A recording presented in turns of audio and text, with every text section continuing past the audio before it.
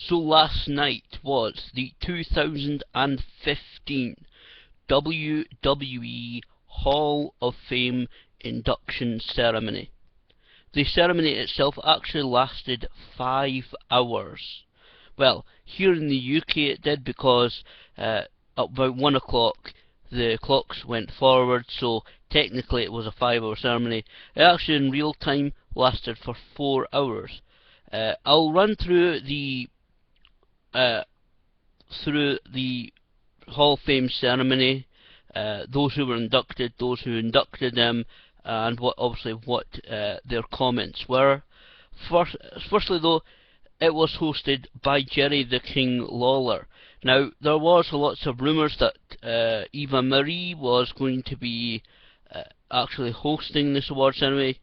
I think I mentioned on my last video that doesn't sound too good, that Bill Apter, wrestling's #1 journalist, who has a book out coming very soon, he actually texted Jerry Lawler, and Jerry Lawler said, nope, that is just a stupid internet rumour. And Jerry Lawler actually got a big cheer when he came out. Obviously, fans relieved that he was hosting it. So, first inductee of the 9 that were inducted this year was Solafa Fatu, known to fans as Rikishi. He was inducted by Jimmy and Jey Uso, his sons. They talked about, in their speech, about seeing their father on television, about when they were about the age of 13, switching on and seeing him as Rikishi Fatu, seeing the outfit he actually wore, and obviously his very large rear end was on show, and we got a huge picture of that on the big screen at the top of the stage. And they said, oh, you know, their reaction to that, and what the heck was their dad wearing. Rikishi came out, and as with a lot of these Anoa'i inductions, members of that family, he spoke at length regarding the Samoan dynasty, about how important that legacy, that history is to him, and obviously thanking all of the, not just the Anoa'i family members, but all those Samoans that have gone before him in professional wrestling, and saying that professional wrestling is his being. That is what he lives for. It was a very good speech. Obviously, he said a few words also in Samoan. I believe that's what you call it. Apologies if it's not quite correct, but certainly in Samoan language, whatever you call it, he spoke a few words there thanking everybody, and his induction ended with him dancing with his sons Jimmy and Jey. Apparently Scotty 2 Hotty was not too enamoured with his speech, felt he was intentionally ignored. Don't know obviously whether that was in fact true, whether he was deliberately ignored or whether that was just an oversight.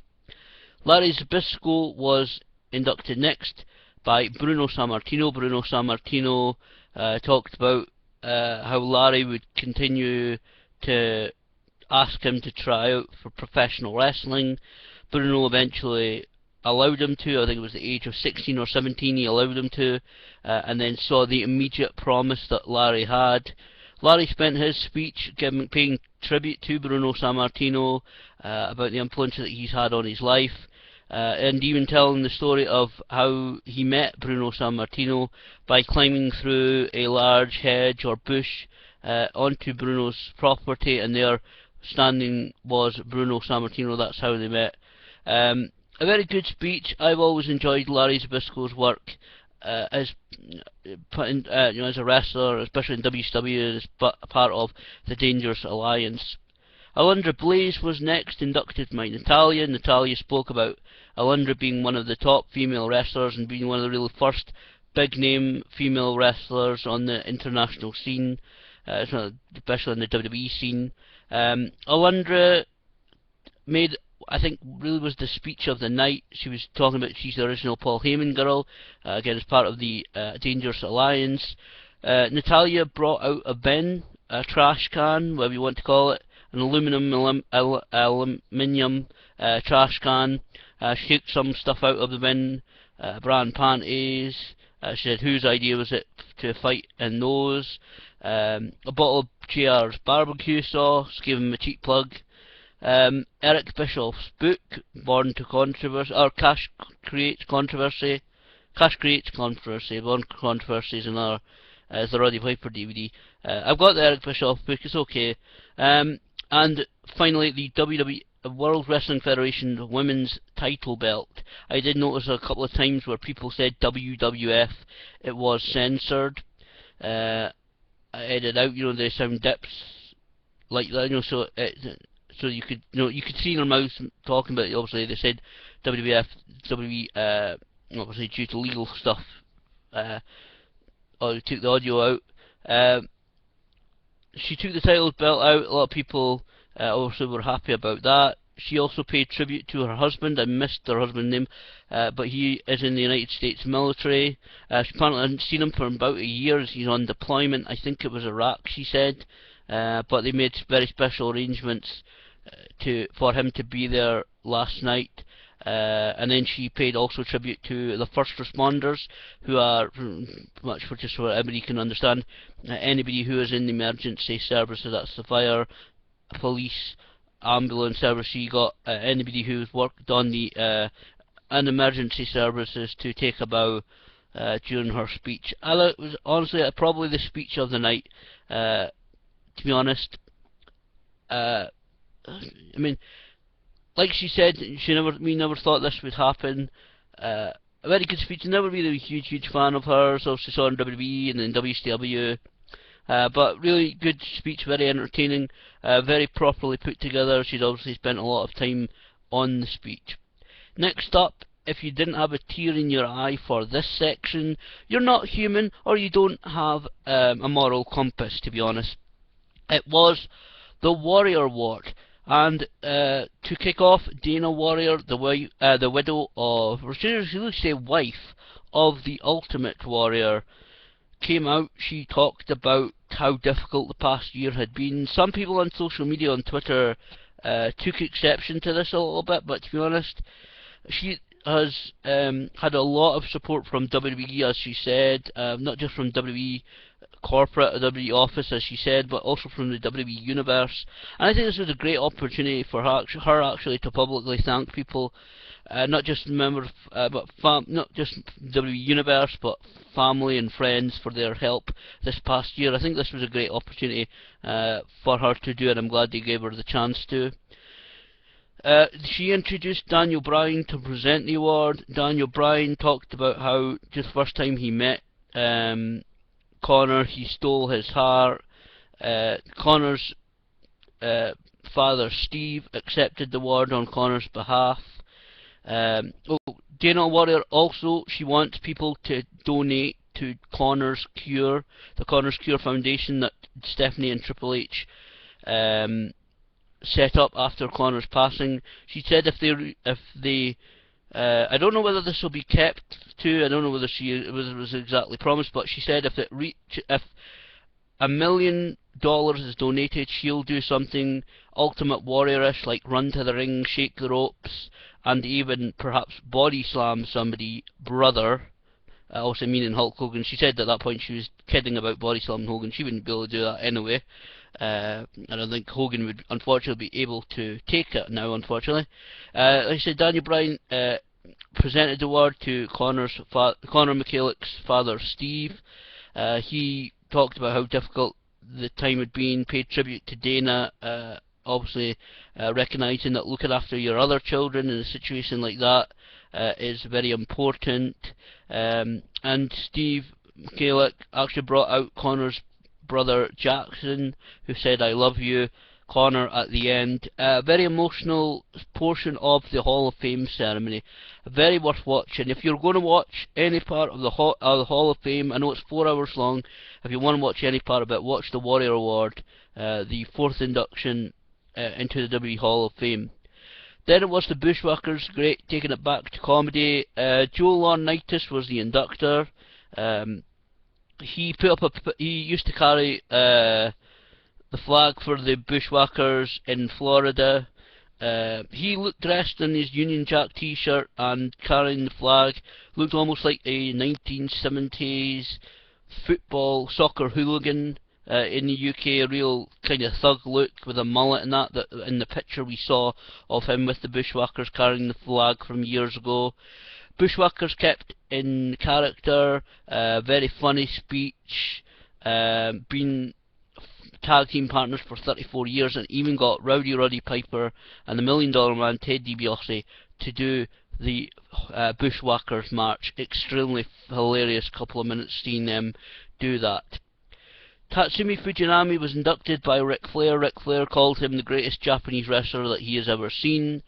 Talked about how being a part of the WWE Hall of Fame since 2008 was perhaps the best section of his career.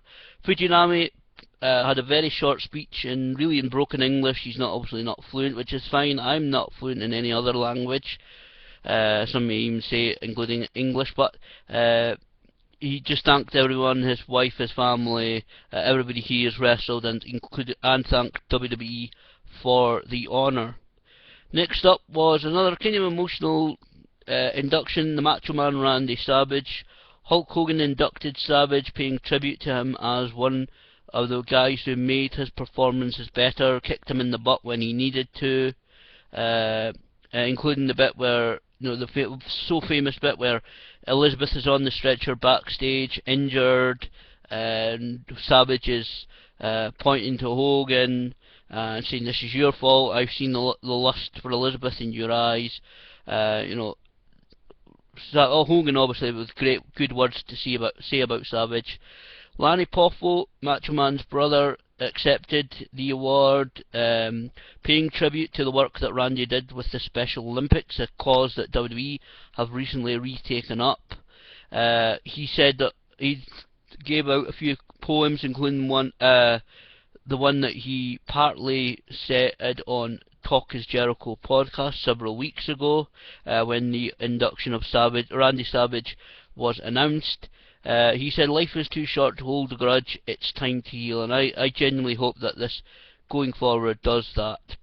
Then it was Arnold Schwarzenegger. Triple H inducted him, talked about how Arnie could have been with his physique, with his personality, with his charisma, could have been a huge WWE superstar. Arnold thanked America, said he was inspired by Reg Parks, the bodybuilder, but obviously Otto Mance, I think the gentleman's name was, as he was taken to wrestling matches by his father when he was younger, and that was really part of why he was inspired to start bodybuilding, to get a muscular body. He thanked America again at the end, saying he's really lived the American dream in the land of opportunity. Then it came to Kevin Nash. Shawn Michaels inducted him. No, not Mick Foley. It was the Heartbreak Kid, Shawn Michaels. He talked about the days when he was looking for a bodyguard, called Scott Steiner. Scott Steiner, known Kevin Nash from, who also the Steiner's brothers at that time had just started in WWE. It was around about 1992-93. Had just started in WWE, so he knew Kevin Nash was Kevin Nash. Had spent 3.5 years at that point in WCW, under various names, such as we saw with Vinny Vegas and Oz. HBK bringing him up to WWE, and Kevin Nash talked about getting the chance in the WWE, becoming world champion. And HBK told a very funny story about Kevin Nash talking to him in the showers and thanking him for the opportunity that he had shortly after winning the world title in Madison Square Garden. The Clique came out to end this, end the Hall of Fame ceremony. They posed the cameras. Overall, I didn't think, you don't think really much of the class of 2015 when you look at the list, but overall, I really enjoyed this Hall of Fame ceremony. It's 4 hours long, like I said, if you're going, because I'm limited to 15 minutes. If you're going to watch any part of the Hall of Fame ceremony, watch the Warrior Award section. It's very, it's just very emotional. It was a really good Hall of Fame ceremony. I actually enjoyed it a lot more than I thought it would be, and I hope everybody enjoys WrestleMania 31 happening tonight.